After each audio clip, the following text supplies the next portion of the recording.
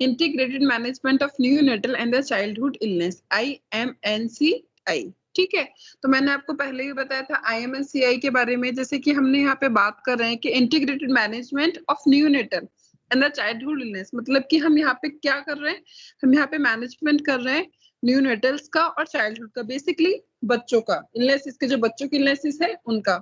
Clear है सबको? IMNCI के बारे में कोई बताएगा मुझे कुछ, कोई आइडिया हो किसी को?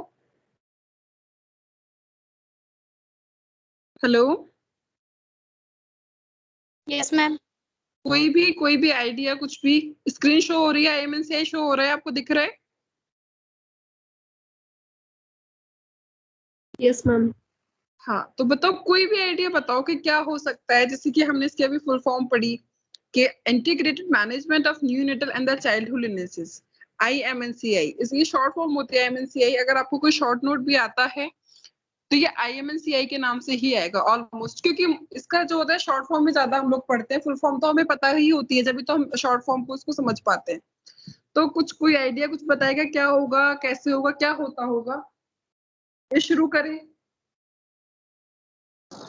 मैम इसमें ये चाइल्ड बच्चों की डिजीज की देखभाल करते हैं ये एजेंसी। हाँ, चलो ठीक है, ऑलमोस्ट बच्चों के बारे में ही चलो अभी पढ़ते हैं हम। Integrated management of childhood illness और IMCI, ठीक है, was developed by the WHO in the collaboration with the United Nations Children Fund, UNICEF, and the many other agencies working in the field of child care। जो integrated है, मतलब जो IMCI है, वो कहाँ पे डेवलप हुआ? वो WHO के थ्रू डेवलप हुआ। उसका कोलैबोरेशन किसके साथ हुआ? यूनिसेफ के साथ, जिसको हम बोलते हैं यूनाइटेड नेशन चिल्ड्रंस फंड। और उसके बाद जो हमारे और एजेंसीज हैं जो वर्क कर रही है किस फील्ड में, चाइल्ड केयर के फील्ड में जो काम कर रही है हमारी एजेंसीज, अदर एजेंसीज, उनका पूरा सबका कोलैबोरेशन हुआ, तभी क्या हुआ, ये हमारा डेवलप्ड हुआ। उसके बाद आता है IMCI aims to prevent and the manage 5 major childhood illnesses. उनका क्या था, इसका जो एम था, इसका बेसिक एम ये था कि इनको जो 5 मेजर चाइल्डहुड इलनेसेस होती है, डिसीज जो होती है, उनको उससे प्रिवेंट करना। जैसे कि ARI की फुल फॉर्म क्या होती है, मैंने आपको बताया था। ARI क्या होता है?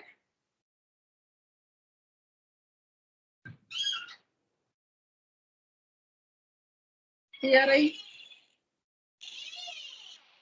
डायरिया,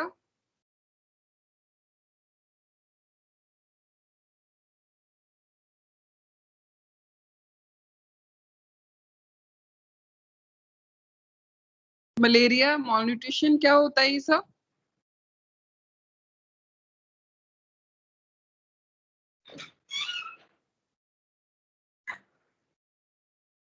बेटा कोई बताएगा ARI ये सब क्या होते हैं? डिसीज कंडीशन मैंने आपको बताई हुई है। Yes ma'am. क्या होता है बताओ, ARI क्या होता है?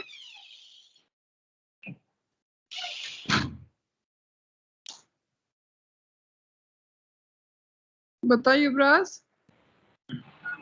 हेलो जो रेस्पिरेटरी इन्फेक्शन होते हैं मैम, आवाज नहीं आ रहा मैम। ठीक है, आवाज नहीं आ रहा। Acute respiratory infection. और नेक्स्ट हमारा कर रहा हूँ, उसकी आवाज में हो रहा है। ओके, नेक्स्ट हमारा मीजल्स, मलेरिया एंड द मॉलन्यूट्रिशन। ये हमारे 5 मेजर डिसीज कंडीशन है, चाइल्डहुड डिसीजेस हैं, जिनको प्रिवेंट करने के लिए और मैनेज करने के लिए WHO ने, यूनिसेफ ने कोलैबोरेशन किया था, और जो हमारे अदर एजेंसीज हैं उन्होंने कोलैबोरेशन किया था। उसके बाद आता है हमारा The main focus of IMCI is on the prevention, promotive and the curative aspects। उनका मेन फोकस वही था कि जो भी डिसीज कंडीशन है, क्योंकि तो हमने मेजर करी है जो मेजर कंडीशन है, बाकी अदर कंडीशंस भी बच्चों को हो जाती हैं, तो इनका क्या है कि हमें बच्चों को प्रिवेंट करना है, प्रमोट करना है, प्रमोट मतलब उनकी हेल्थ को प्रमोट करना है, और उनको डिसीज कंडीशन से प्रिवेंट करना है, और उनको क्योर जो भी है अगर उनको होता है तो उनको हमें क्योर करना है, यही उनके एस्पेक्ट्स थे। उसके बाद आता है हमारा IMCI strategy in the implemented one more than 100 countries in the world। इसकी जो स्ट्रेटजी है, ये जो इनका टास्क है, जो इनकी प्लानिंग है, वो क्या हो रही है, इम्प्लीमेंटेड हो रही है 100 से ज्यादा कंट्रीज में। पूरे हम इंटायर वर्ल्ड की बात करते हैं, पूरे संसार की बात करते हैं, तो 100 से ज्यादा अधिक देश हैं जिसमें इनका इम्प्लीमेंट कर रहा है। उसके बाद आता है IMNCI is the Indian version of IMCI। IMNCI जो है ये हमारा इंडियन वर्जन है IMCI का, ठीक है। To introduce IMCI in the India, the core group was constituted. This group developed Indian version of IMCI guideline and the renamed as the IMNCI। देखो हमने IMCI ऊपर पढ़ा था। IMCI क्या है हमारा? Integrated management of the childhood illness. But अब हम जब नॉर्मली हम पहले बात कर रहे थे जब WHO ने कोलैबोरेशन के साथ इसको इन्वेंटेड किया था तो ये क्या था? IMCI था। बट IMNCI जो है वो क्या इंडियन वर्जन है, इसी का इंडियन वर्जन है। उसके बाद हम बात करते हैं कि the IMCI including case management charts from 1 week to 2 months। इसमें क्या होता है इनका जो भी केस मैनेजमेंट है कि मतलब किस केस मतलब इनका क्या होता है कि इनके पास हमारे प्रॉपर जो भी डिसीज कंडीशंस होती है, जैसे कि हमने मेन कंडीशंस कौन कौन से भी बोली थी, 5 मेन कंडीशंस कौन कौन सी बोली थी अभी बच्चों के लिए?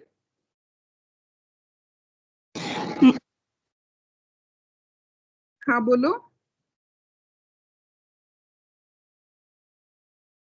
डायरिया, ARI, मलेरिया, और मॉल न्यूट्रिशन, कुपोषण। तो इनके क्या होता है, इनका अपना अलग होता है कि हर डिसीज कंडीशन को, क्योंकि बच्चों का जो होता है बच्चों की केयर बड़ों अडल्ट जो होते हैं उनकी केयर से अलग होती है, डिफरेंट होती है। उनको क्या उनकी डोसेस भी अलग अलग होती है। तो इनका क्या होता है अगर हमारे पास कोई केस है तो केस मैनेजमेंट के लिए हमारा एक प्रॉपर चार्ट होता है कि हमें उसे किस तरह से मैनेज करना है और बच्चों को हमें क्या क्या केयर प्रोवाइड करानी है। उसके बाद आता है कॉन्सेप्ट एंड द नीड। किसका कॉन्सेप्ट क्या है, इसकी नीड क्या है? Every year, more than 10 million children die in the developing countries before the age of 5 years। हमने ये बोला है अभी जो हमारे डेवलपिंग कंट्रीज है, डेवलपिंग कंट्रीज कौन सी होती हैं? Developing countries, India is a developing country और डेवलप्ड कंट्री?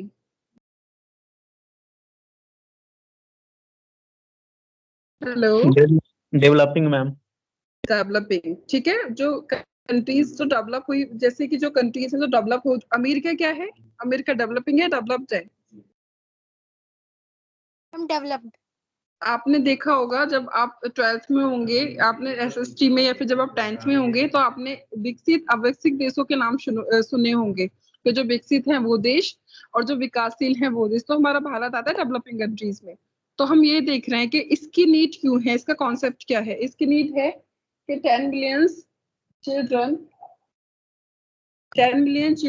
डाई होते हैं डेवलपिंग कंट्रीज में 5 साल से पहले ही, मतलब वो 5 साल के भी नहीं हो पाते बिफोर 5 years। इसमें क्या होता है उनकी जो एज है वो 5 साल की नहीं होती, उससे पहले उनकी डेथ हो जाती है। क्योंकि अभी हमने और पहली भी कंडीशंस पढ़ी थी और भी कंडीशंस होती है। और उसके बाद आता है हमारा most of the death are due to ARI, diarrhoea, measles, malaria, nutrition. और जब मोस्ट ऑफ डेथ होती है किसकी वजह से होती है? डायरिया की वजह से, malnutrition की वजह से, ARI की वजह से, मीजल्स की वजह से और मलेरिया की वजह से। So an integrated approach was required to manage the sick children and reduce the child mortality rate। mortality rate क्या होता है? mortality rate क्या होता है? इसमें लिखा हुआ है कि हमें क्या करना है, रिड्यूस चाइल्ड मोर्टालिटी रेट। तो क्या होता है mortality rate? Death rate ma'am. Death rate, हाँ। तो जो हमारा अप्रोच है IMNCI का, जो हम यहाँ पे उनका कॉन्सेप्ट है, जो उनका फोकस है वो यही है कि हम जो बच्चे हैं, क्योंकि आप यही देख रहे हैं कि यहाँ पे 10 मिलियन से ज्यादा बच्चों की डेथ हो जाती है डेवलपिंग कंट्रीज में, वो 5 साल के भी नहीं हो पाते, 5 साल से पहले ही हो जाते हैं। तो इनका ये अप्रोच है IMNCI वालों का कि बच्चों को इन मेन कंडीशन जो है 5 मेन मेजर कंडीशंस, इनसे हम बचा सके और उनको क्या कर सके, जो चाइल्ड के जो बच्चों की जो मरने की डेथ रेट है, मतलब कि जो उनकी एक ये है कि बहुत ज्यादा बच्चों की डेथ हो रही है, उसको हम रिड्यूस कर सके। उसके बाद WHO respond to the challenges and the developed a strategy like the IMCI and the India is the IMCI। तो इसलिए WHO ने क्या किया, WHO ने IMCI बनाया और इंडिया के अंदर उसको हमने इंडियन वर्जन बोला IMNCI।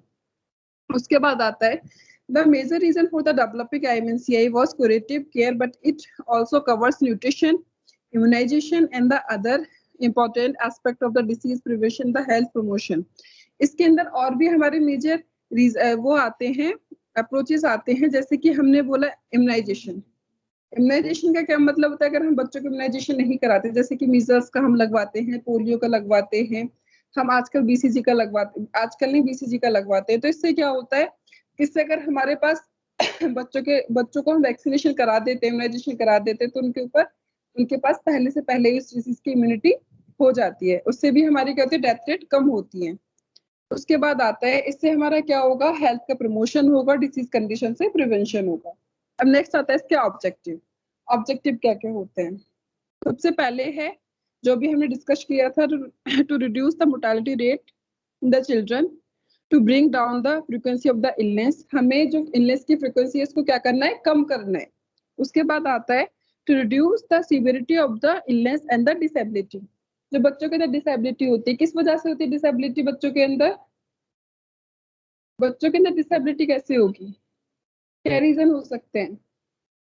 मालन्यूट्रिशन।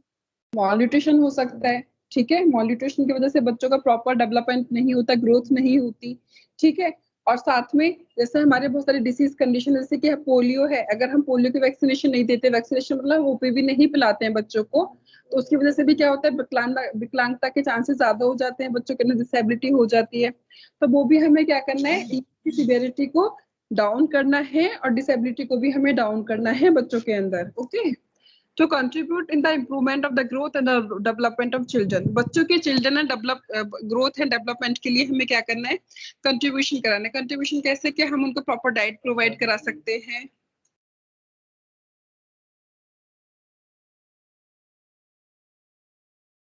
है ना। ग्रोथ के लिए हम उनको प्रॉपर डाइट प्रोवाइड करा सकते हैं, प्रॉपर जो हमारे टास्क होते हैं बच्चों के, जो उनको कराने चाहिए बचपन में, जितने भी थ्योरीज जो हम देखते हैं, वो सारे एस्पेक्ट हमें पूरे कराने चाहिए। उसके बाद आता है हमारा कंपोनेंट्स। कंपोनेंट्स क्या है? The main components of strategy R S follow. सबसे पहले तो strength the skill of the health care workers. हमें जो हेल्थ केयर वर्कर्स हैं,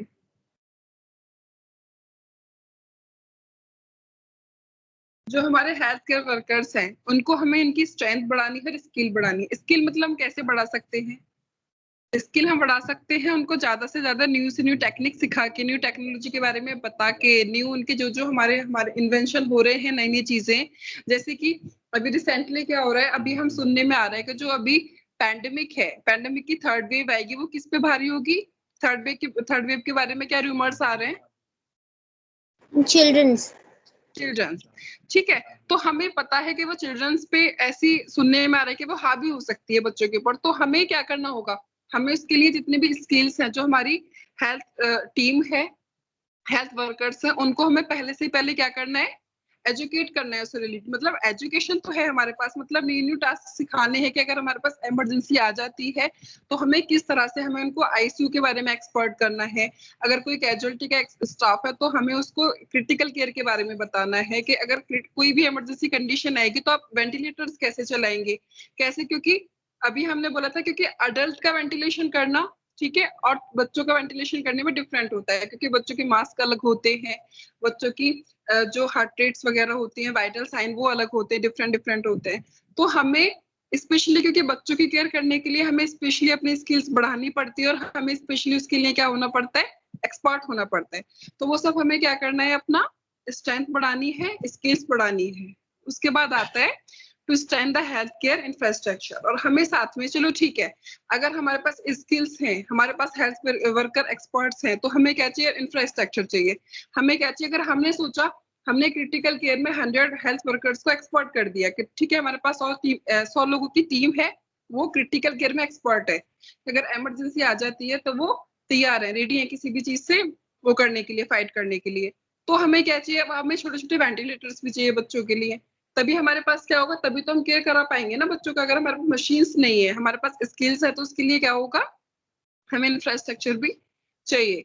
नेक्स्ट आता है हमारा involvement of the community. Community का इन्वॉल्वमेंट क्या जरूरी होगा इसमें? हाँ, कम्युनिटी के लोगों का इन्वॉल्वमेंट क्यों होगा जरूरी, बताओ।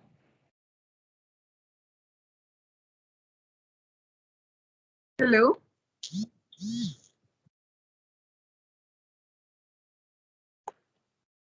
हेलो, आवाज आ रही है?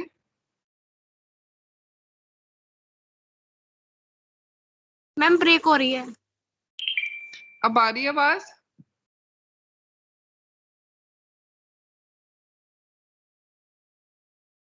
आवाज आ रही है अब? Yes ma'am. Yes, yes ma'am. Ma'am. ये बताओ, अभी यस हमने मैम। IMNCI का जो अभी हम कंपोनेंट्स देख रहे थे, तो उसमें ये बताओ कि कम्युनिटी का इन्वॉल्वमेंट क्यों जरूरी होगा? अभी हमने देखा कि हेल्थ वर्कर्स को हमें स्किल्स प्रोवाइड करानी है, स्ट्रेंथ बढ़ानी है अपनी, ठीक है, इंफ्रास्ट्रक्चर बड़ा करना है अपना। अभी फिर कम्युनिटी का इन्वॉल्वमेंट क्यों जरूरी है?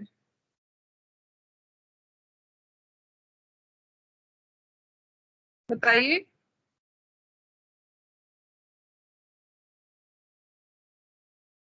बताएगा कोई answer?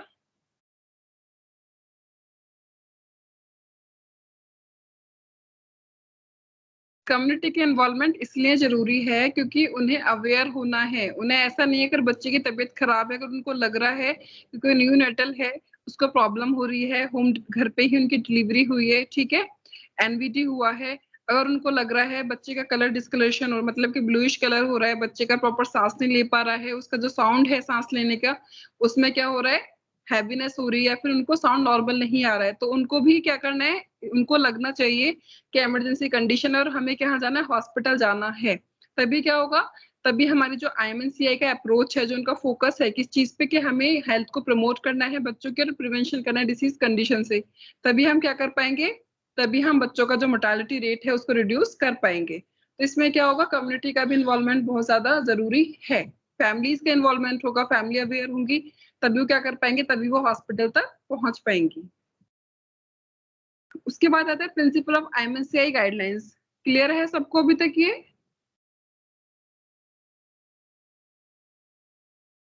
Yes, ma'am. Principles, IMNCI के प्रिंसिपल्स क्या होंगे? सबसे पहले आता है हमारा,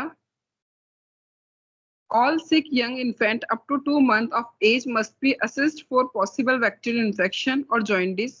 जब छोटे बच्चे होते हैं तो आजकल क्या होता है, अगर कोई हॉस्पिटल में इंस्टीट्यूशनल डिलीवरी हो रही है, मतलब कोई हॉस्पिटल में बच्चा पैदा हो रहा है, तो उसको सबसे पहले हम रखते हैं निको में रखते हैं, ठीक है, बच्चों वाले ICU में रखते हैं हम, न्यू नेटल ICU में। तो इसमें क्यों रखते हैं कि अगर कोई उसको हम जॉइंटिस के ज्यादा चांसेस होते हैं छोटे बच्चों में, तो हम उसको पहले से पहले फोटोथेरेपी देने लगते हैं, ठीक है, कि जिससे कि अगर उनको जॉइंटिस है या फिर कोई बैक्टीरियल इन्फेक्शन है वो हम असेस कर सकें।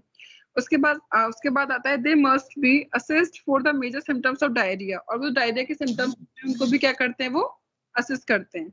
उसके बाद आता है the all sick children from the age of 2 months up to 5 years must be examined for the dangerous sign with the indicated immediately referral or the admission to hospital. They must be the routinely assessed for cough, difficulty breathing, diarrhea, fever of the ear problems। जो हमारे 2 month से लेके 2 month से लेके 5 year तक के जो बच्चे होते हैं उनको हमारे जो एग्जामिन करना होता है, हमें जो डेंजरस साइन होते हैं, जैसे कि कोई भी अगर हमें लगता है कि बच्चों को कोई प्रॉब्लम हो रही है, कफिंग हो रही है, डिफिकल्टी ब्रीथिंग हो रही है, डायरिया हो रहा है, फीवर हो रहा है, कोई भी ईयर में प्रॉब्लम हो रही है, तो हमें इसको असेस करना है, एग्जामिन करना है, एडमिशन लेना है हॉस्पिटल के अंदर। अगर हम वहां पे नहीं कर सकते, हमें रेफरल करना है। रेफरल मतलब कि अगर PHC पे आए, रेफरल सिस्टम का हमने पहले पढ़ा था, तो रेफरल का क्या होता है, रेफरल में हम कैसे कैसे करते हैं, सबसे पहले कहाँ जाते हैं, सबसे पहले कहाँ जाएंगे?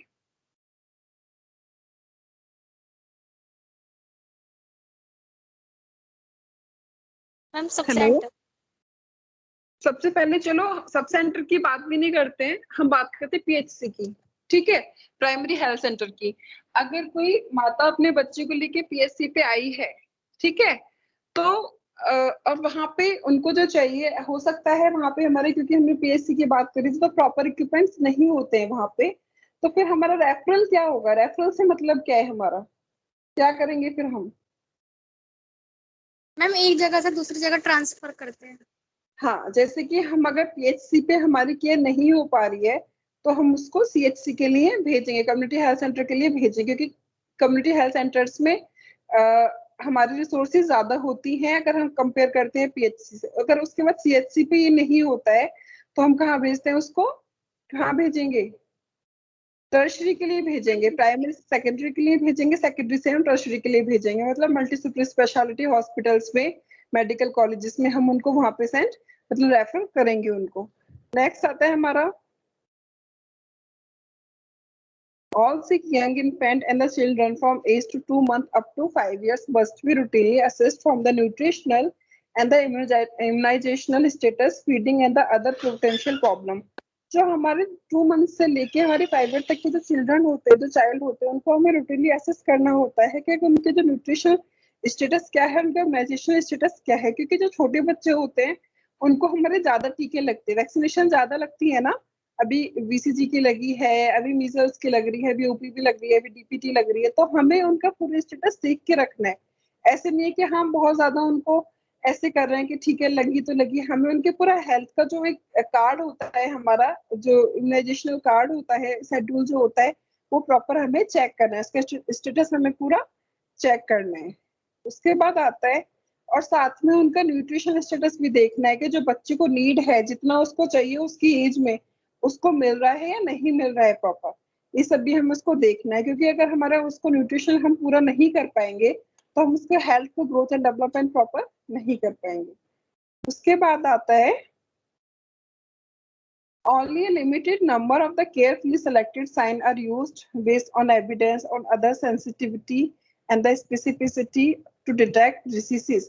इसमें क्या होता है कि कुछ हमारे लिमिटेड नंबर्स होते हैं, कि कुछ हमारे सिलेक्टेड साइंस होते हैं, जिससे कि हम मतलब जैसे कोई डिसीज कंडीशन है, उसका ये नहीं है कि उसके बहुत सारे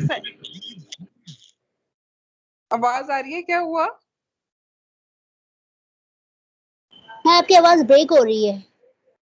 बेटा नेटवर्क का इशू होगा। अभी आ रही है? Yes ma'am. Yes ma'am. हाँ, तो ये हो सकता है कुछ हमारे स्पेसिफिकली हमारे कुछ साइन होते हैं जिससे हम डिसीज कंडीशन के बारे में पता लगा पाते हैं, है ना। उसके बाद आता है हमारा the diagnosed children are the classified for the specific action as they should not be urgently referred to the higher level of care। अगर हमें लगता है कि हम बच्चे को जो उनका फर्स्ट जहां पहुंचे हैं, अगर हम वहां पे केयर नहीं दे पा रहे तो हम उसको इमीडिएटली क्या करेंगे, रेफर कर देंगे किसी भी हायर उसके लिए लेवल के लिए।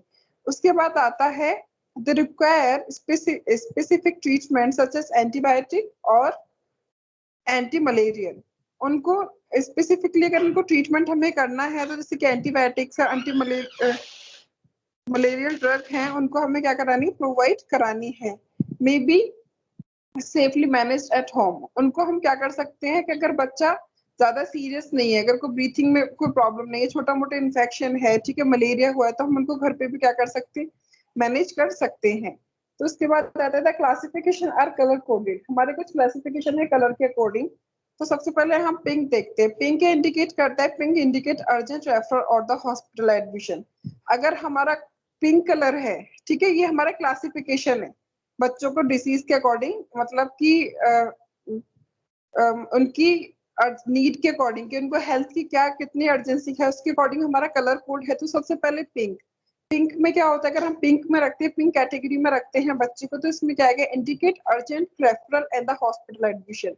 अगर हमारा बच्चा पिंक कैटेगरी में है तो हमें इसको अर्जेंटली रेफर करना है, उनको हॉस्पिटल में एडमिशन करना है, मतलब कि अर्जेंसी ज्यादा है। येलो, येलो में क्या है, indicate initiation of the specific treatment.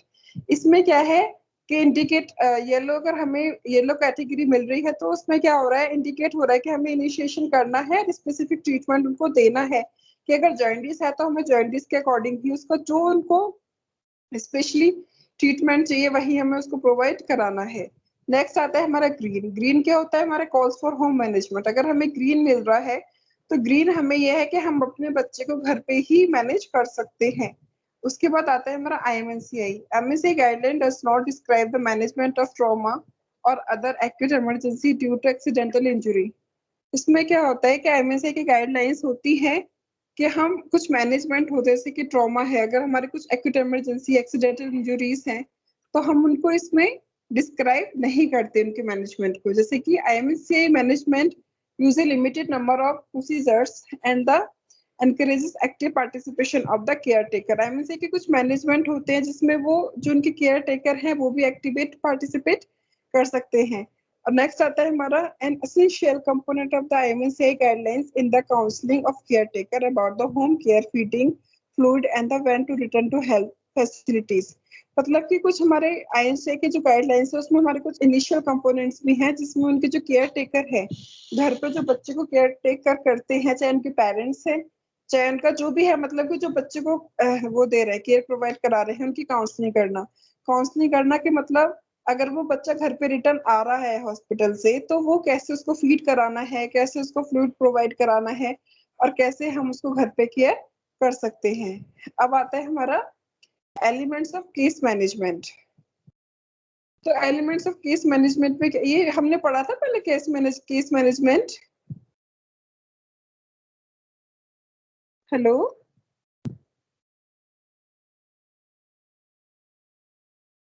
Hello आवाज नहीं जा रही है मेरी. हेलो हेलो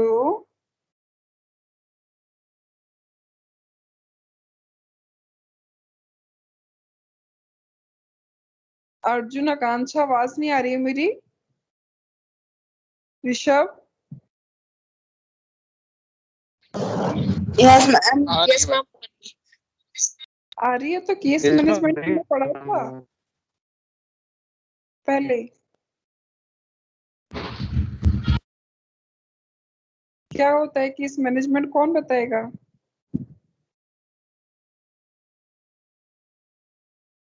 हमारा केस मैनेजमेंट क्या होता है. After sick child brought to the first level of health facility including the following steps.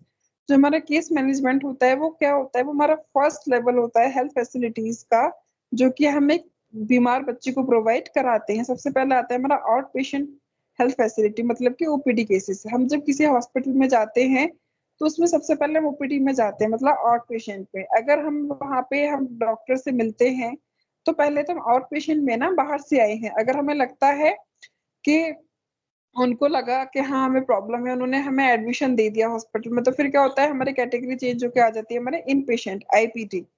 तो ये क्या होता है सबसे पहले ओपीडी केसेस में असेसमेंट करना होता है. ठीक है असेस करना होता है किस कंडीशन के लिए आए कैसे करना है. उसके बाद क्लासिफिकेशन होता है. उसके बाद क्लासिफिकेशन के बाद हम देखते हैं आइडेंटिफिकेशन करते हैं. उसके बाद हम उसको ट्रीटमेंट शुरू करते हैं. उसके बाद अगर हमें लगता है कि हमारे यहाँ पे वो फैसिलिटीज हैं हम उनको ट्रीटमेंट दे सकते हैं तो हम उनको ट्रीटमेंट करते हैं. अदरवाइज हम उनको रेफर कर देते हैं. उसके बाद उनका ट्रीटमेंट होता है. काउंसलिंग होती है कि जो भी केयर टेकर है उस बच्चे की उसके बाद उनको फॉलो अप करते हैं. ठीक है फॉलो अप मतलब कि एक बार आए हैं उसके बाद नेक्स्ट टाइम कब आना है. नेक्स्ट आता है हमारा referral health facility. Referral health facility क्या होती है emergency trials assessment and treatment. Emergency trials मतलब हमारा ट्रायल्स होता है कि स्पेशली हम उसमें देखते हैं कि कोई इमरजेंसी है तो हम उसको उस कैटेगरी में रखते हैं. असेसमेंट करते हैं ट्रीटमेंट देते हैं. उसके बाद आता है हमारा डायग्नोसिस में हम ट्रीटमेंट पहले डायग्नोस करेंगे उसके बाद हम ट्रीटमेंट करेंगे. उसके बाद हम पेशेंट की मॉनिटरिंग करेंगे और उसके बाद हम प्रोग्रेस देखेंगे कैसी प्रोग्रेस है. उसके बाद आता है हमारा अप्रोप्रिएट होम मैनेजमेंट. ठीक है होम मैनेजमेंट में हम क्या करेंगे teaching mothers how to give oral drugs और the treat local infection at home.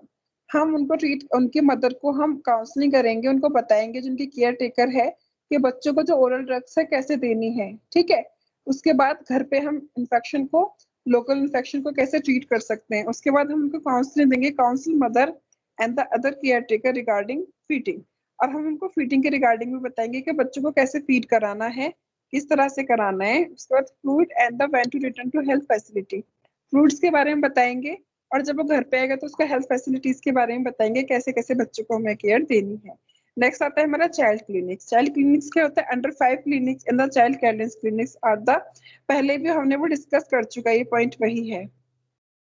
अब नेक्स्ट आता है हमारा family welfare services. Family welfare services revision हो चुका है पहले. Hello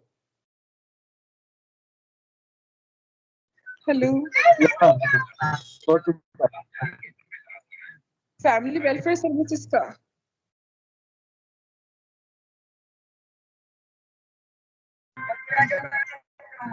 mummy welfare yes ma'am क्या होती है फैमिली वेलफेयर सर्विसेज? होती है उसमें मैम फैमिली की हेल्थ से रिलेटेड सब कुछ देखते हैं। हाँ, और फैमिली प्लानिंग सर्विसेज क्या होती है? मैम उसमें फैमिली की पर हम देखते हैं मैम। अच्छा ठीक है। फैमिली इनफर्टिलिटी क्या की होती है? हेल्थ रिलेटेड सब कुछ देखते हैं। ओके, फर्टिलिटी क्या होती है? Fertility and fertility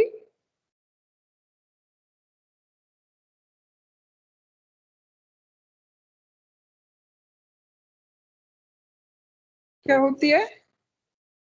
fertility and fertility क्या होती है? फर्टिलिटी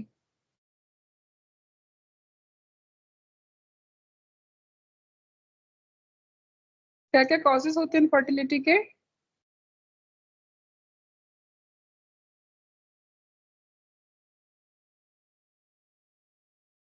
बताओ।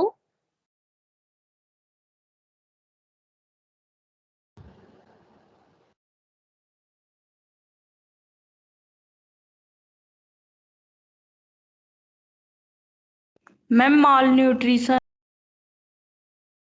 Mall nutrition,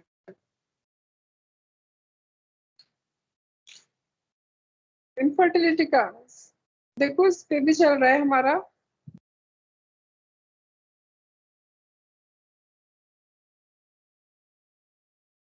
Immature sex organ, excessive use of alcohol, malnutrition.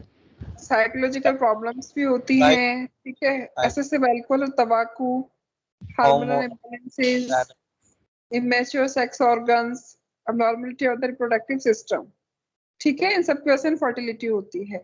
Management कैसे कर सकते हैं इनफर्टिलिटी का? हम provide psychological support to the couple, couple को हम साइकोलॉजिकल सपोर्ट प्रोवाइड कराएंगे, उनकी काउंसलिंग करेंगे, उनको गाइडेंस देंगे, आइडेंटिफाई द कॉज कि कॉज क्या है मेन, ठीक है, फीमेल में प्रॉब्लम है, मेल में प्रॉब्लम है, वो देखेंगे, फिर उसके कॉज को इन्वेस्टिगेट करेंगे, उसके बाद हम कॉज का अप्रोप्रिएट ट्रीटमेंट देंगे, ठीक है। उसके बाद आता है हमारा फैमिली प्लानिंग, ठीक है, फैमिली प्लानिंग भी हमने डिस्कशन किया था। क्या होता है फैमिली प्लानिंग?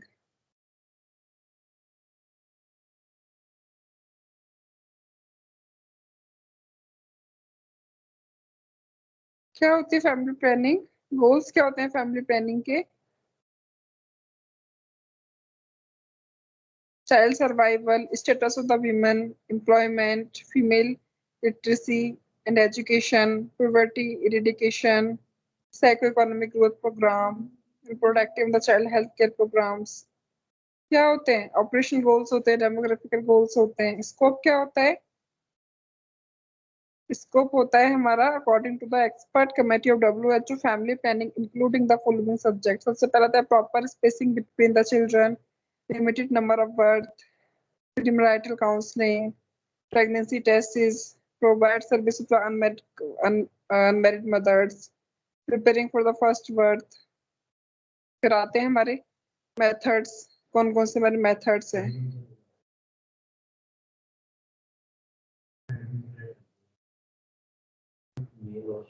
बताओ, क्लियर है सबको ये? यस मैम सबको क्लियर है? Yes ma'am. फैमिली जो यूनिट है हमारा, फैमिली हेल्थ हमारी किस पे बेस करती है, मुझे ये बताओ। जो फैमिली हेल्थ होगी, फैमिली की हेल्थ किस पे बेस्ड करती है? वो फैमिली मेंबर्स पर फैमिली मेंबर्स पे, उसके साथ और क्या क्या हमारे वो होते हैं, कंपोनेंट्स होते हैं, गोल क्या होता है? अच्छा चलो, फैमिली प्लानिंग का, फैमिली हेल्थ का, इन सब का गोल क्या होता है?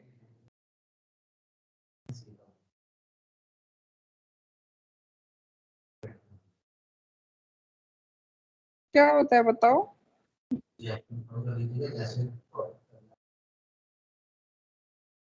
क्या मैम?